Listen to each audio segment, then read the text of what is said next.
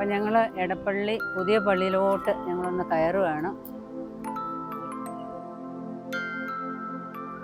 ബോഗൻവില്ലയൊക്കെ വെക്കാൻ ആഗ്രഹിക്കുന്നവർ ഇങ്ങനെ വേണം വെക്കാനായിട്ട്. കണ്ടില്ല, നല്ല അടിപൊളിയായിട്ടാണ് ഇരിക്കുന്നത്. എറണാകുളം ജില്ലയിലെ ഏറ്റവും പ്രസിദ്ധമായ സെൻറ്റ് ജോർജ് പുണ്യവാളൻ്റെ ദേവാലയത്തിലാണ് ഞങ്ങളിപ്പോൾ നിൽക്കുന്നത്. ഇവിടെ പ്രധാനമായിട്ട് 2 പള്ളികളാണുള്ളത്. ഒന്ന് പഴയ പള്ളിയും ഒന്ന് പുതിയ പള്ളിയിലും. നേരത്തെ ഞാനിവിടെ വന്നപ്പോൾ പഴയ പള്ളിയിലേക്ക് കയറാൻ പറ്റില്ല, പുതിയ പള്ളി പണിപ്പുരയിലായിരുന്നു. ഇപ്പോൾ പുതിയ പള്ളിയുടെ മുന്നിൽ ഞങ്ങൾ വളരെ ആകാംക്ഷാഭരിതരായിട്ട് കാത്തു നിൽക്കുകയാണ്. ഞങ്ങളൊരു യാത്രയുടെ തുടക്കത്തിലാണ്. ബാക്കിയുള്ള കാര്യങ്ങൾ പിന്നാലെ പറയുന്നതാണ്. ഞങ്ങൾ എടപ്പള്ളിയിൽ വരണമെന്ന് എത്ര നാളും കൊണ്ട് ആഗ്രഹിക്കുന്ന ഒരു കാര്യമാണ്. അപ്പൊ എന്തായാലും ഇന്നങ്ങ് നടന്നു. ഈ ഒരു പോക്കില് ആഗ്രഹം സഫലീകരിച്ചു. അപ്പം ഇവിടെ കയറിയിട്ട് നമ്മുടെ യാത്ര അങ്ങ് തുടങ്ങാം അല്ലേ? ദൈവത്തെ വിളിച്ചുകൊണ്ട് തന്നെ തുടങ്ങാം.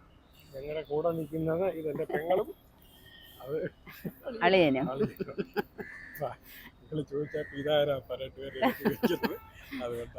അതിപ്പോ നിങ്ങളെക്കാളും മുമ്പ് ഞങ്ങളിപ്പോ അറിയാം. എല്ലായിടത്തും ചൊല്ലുന്നോടത്ത് എല്ലാം ചോദിക്കും, മിനി ആരാ ചോദിക്കുന്നത്. അറിയാത്തവർക്ക് വേണ്ടിയിട്ടൊന്ന് പരിചയപ്പെടുന്നത്. കാലമായിട്ട് ഞാനും ആഗ്രഹിക്കുന്നു എടപ്പള്ളി പള്ളി ഒന്ന് കാണുവാൻ. ദൈവം അത് സാധിച്ചു വന്നു. ഞങ്ങളൊരു യാത്രയുടെ തുടക്കമാണ്. ആദ്യമായിട്ട് ഗുരുദിവസം ഒന്ന് മകനോട് പ്രാർത്ഥിച്ചിട്ട് പോകാമെന്ന് കരുതുന്നു.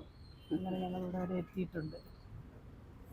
ഇവിടെ ഒരു പ്രത്യേകത ഞങ്ങൾക്ക് കാണുവാൻ കഴിഞ്ഞത്, യൂറോപ്പിലെ പള്ളികളിലൊക്കെ സെമിത്തേരിയിൽ അതിൻ്റെ ആ ഫോട്ടോയും ഒരു ലാൻഡേണൊക്കെ വെച്ച് മെഴുകുതിരി കത്തിക്കാനുള്ള സംവിധാനമുണ്ട്. അത് ഇവിടെ വന്നുടനെ ഇടപ്പള്ളി പള്ളിയിലും നമുക്കത് കാണാൻ കഴിയുന്നത്. അതൊരു പ്രത്യേക, കേരളത്തിൽ ആദ്യമായിട്ടാണ് അത് കാണാൻ കഴിയുന്നത്. അപ്പം ഞങ്ങൾ എടപ്പള്ളി പുതിയ പള്ളിയിലോട്ട് ഞങ്ങളൊന്ന് കയറുകയാണ്. നോക്കിയിട്ട് വരട്ടെ എന്തൊക്കെ കാഴ്ചകളെന്നുള്ളത്, ഇല്ലയോ? കാണാൻ പുറമേ തന്നെ നല്ല ഭംഗിയുണ്ട്.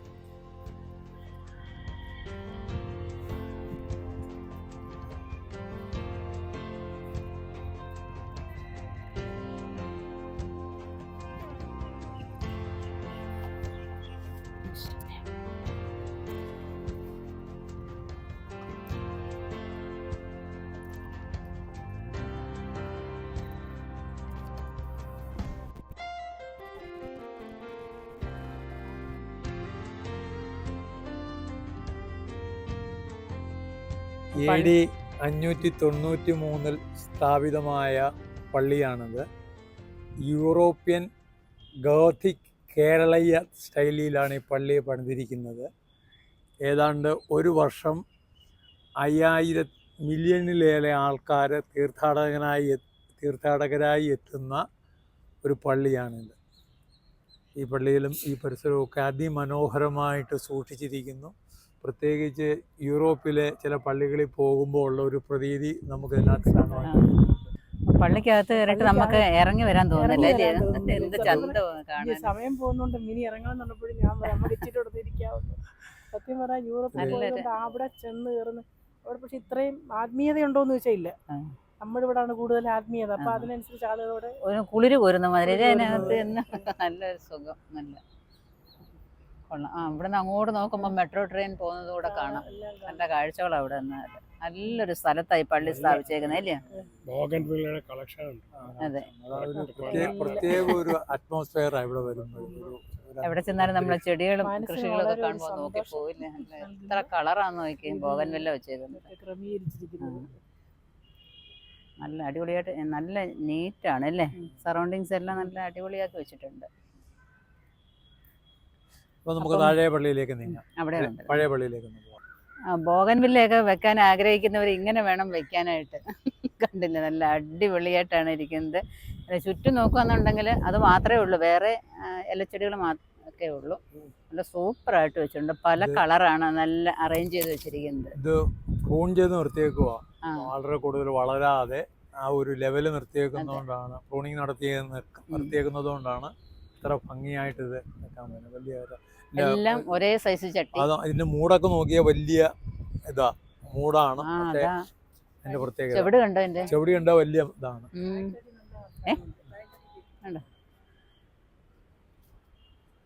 എല്ലാത്തിനും ചെവിടി നല്ല കനമുണ്ട്.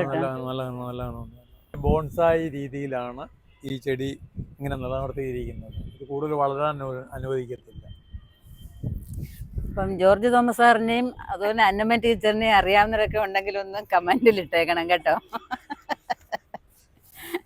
രണ്ടുപേരും നല്ല പ്രശസ്തരാണ്.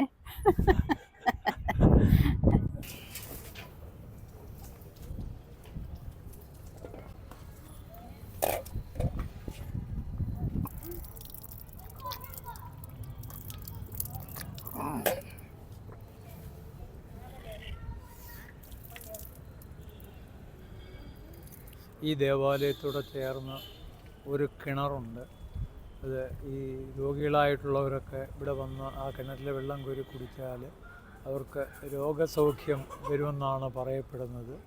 ഇവിടെ വരുന്നവരെല്ലാവരും ഈ കിണറ്റിൽ നിന്ന് വെള്ളം കോരി കുടിക്കാറുണ്ട്. നേർച്ചകൾ പലതും സ്വീകരിക്കുമെങ്കിലും അതിലൊരു പ്രധാനപ്പെട്ട ഒരു ഇതാണ് പൂങ്കോഴി നേർച്ചയായിട്ട് സ്വീകരിക്കുക. അത് ഈ പറഞ്ഞ മാതിരി ഏപ്രിൽ 15 മുതൽ മെയ് 15 സമയങ്ങളിൽ ഈ ഊട്ട് കൊടുക്കുന്ന സമയങ്ങളിൽ ഇത് അത് കറിയാക്കി വെച്ച് കൊടുക്കും. ഇതും ഈ പള്ളിയുടെ എല്ലാ വർഷവും നമ്മൾ നടത്തിക്കൊണ്ട് വന്നതായിരുന്നു. ഇപ്പം കുറച്ച് കാലമായിട്ട് നമ്മൾ ഒരു 3 വർഷം കൂടുമ്പോൾ ഒക്കെ നമ്മളിങ്ങനെ നടത്താറുണ്ട്. ഈ പള്ളിയുടെ പ്രത്യേകത നടത്തുന്ന എവിടെയൊക്കെയാണ് ഈ പള്ളിയുടെ ഒരു പ്രത്യേകതയാണിത്. ഇതുണ്ട്, പള്ളിയുടെ മുറ്റത്ത് ഫ്രൂട്ട്സ് മരങ്ങളൊക്കെ ഉണ്ട് കേട്ടോ. ഇത് ചെറിയാണ്, തൊട്ടപ്പുറത്ത് ഞാവലുണ്ട്, അതിനകത്തും ഇഷ്ടംപോലെ പൂവും കായും ഒക്കെ വരുന്നുണ്ട്. പിന്നെ ഓരോരോ ഫ്രൂട്ട്സ് മരങ്ങളെല്ലാം ചുറ്റിനും നട്ടിട്ടുണ്ട്. അവിടെ ഇഷ്ടംപോലെ മാങ്ങ നിൽപ്പുണ്ട് കേട്ടോ. ഒരറ്റത്ത് അവിടെ നിൽക്കുന്നുണ്ടോ, മാങ്ങ നിൽക്കുന്നുണ്ടോ? അല്ല, നിറയെ ചാമ്പയ്ക്ക പൂത്തിക്കുന്നുണ്ട്. അതുകൊണ്ട് കുറേയായിട്ട് നിൽക്കുന്ന മുകളിൽ പൂ നോക്കി, പൂ നല്ല നല്ല പ്രത്യേക ഭംഗി കാണാം. പ്രത്യേക രീതിയിലുള്ള ഏറ്റവും പ്രധാനപ്പെട്ട ഇവിടുത്തെ സവിശേഷമായ ദിവസങ്ങളെന്ന് പറയുന്നത് ഏപ്രിൽ 15 മുതൽ മെയ് 15 വരെയാണ്. അപ്പോൾ ഈ പുതുപ്പള്ളിയിലല്ല, ഈ ഇവിടെ സെൻറ്റ് ജോർജിൻ്റെ ഊട്ടെന്ന് പറഞ്ഞൊരു പരിപാടിയൊക്കെ ഉണ്ട്. അതാണ് ഇവിടുത്തെ പ്രധാനമായ കാര്യം. അതിൽ പങ്കെടുക്കുക എന്നുള്ളതാണ്. അത് തീർത്ഥാടന മാസമാണ്. ഏപ്രിൽ 15 മുതൽ ആൾക്കാരെ ഇവിടെ വന്ന് കാണുകയും അഭൂതപൂർവമായ ജനത്തിരക്കാണ് ഇവിടെ അനുഭവപ്പെടുന്നത്. അപ്പോൾ ഇവിടെ വന്ന് ഒരുമിച്ച് കാണാനും ഇതൊക്കെ ഇങ്ങനെ ഒരു ദിവ്യമായ അനുഭവത്തിൽ ഞങ്ങൾക്ക് അനുഭവവേദ്യമായതിനും ഉള്ള നന്ദിയും ദൈവത്തോട് കൂടുതൽ പ്രാർത്ഥിക്കുകയും ചെയ്യുന്നു.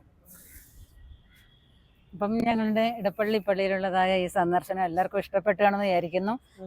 പറ്റുമെന്നുണ്ടെങ്കിൽ എറണാകുളത്തൊക്കെ വരുമ്പോഴേ ഈ പള്ളിയിലൊന്ന് കയറിയിട്ട് പോകണം, അല്ലയോ? നല്ല അനുഗ്രഹപ്രദമായ ഒരു പള്ളിയാണ്. അതിനകത്ത് കയറുമ്പം നമുക്ക് മനസ്സിലാവും. അത് മാത്രമല്ല, ഇത് പെട്ടെന്ന് വന്ന് കയറി പോകാതെ അല്പം ധ്യാനമായിട്ട് ഇരുന്ന് അവിടെ ഇരുന്ന് പോകും. അത്ര നല്ലൊരു അറ്റ്മോസ്ഫിയർ. ബൈബിളൊക്കെ സങ്കീർത്തനമൊക്കെ കുറച്ച് നേരമൊക്കെ വായിച്ച് നമുക്ക് തന്നെ ഒരു ഫീൽ ഉണ്ടാവണം. അപ്പോൾ ചാടി പിടിച്ചിങ്ങോട്ട് കയറി വന്നിട്ട് പോകുന്നത് നമുക്ക് ആ ഒരു അനുഭവം ഉണ്ടാവത്തില്ല. അപ്പോൾ എന്നാലും നമുക്ക് ഇത്രയും സമയം ദൈവം തന്നല്ലോ. അപ്പോൾ ഈ വീഡിയോ നിങ്ങൾക്ക് ഇഷ്ടപ്പെട്ടുകയാണെന്ന് വിചാരിക്കുന്നു. ഇഷ്ടപ്പെട്ടെന്നുണ്ടെങ്കിൽ ലൈക്ക് ചെയ്യുക, ഷെയർ ചെയ്യുക. സബ്സ്ക്രൈബ് ചെയ്യാതെ കാണുന്നവരാണെന്നുണ്ടെങ്കിൽ ഒന്ന് സബ്സ്ക്രൈബ് ചെയ്തിട്ട് കാണാനായിട്ട് ശ്രമിക്കുക. അപ്പോൾ അടുത്ത വീഡിയോ കാണുന്നവരെ ഞങ്ങളെല്ലാവരും ബൈ.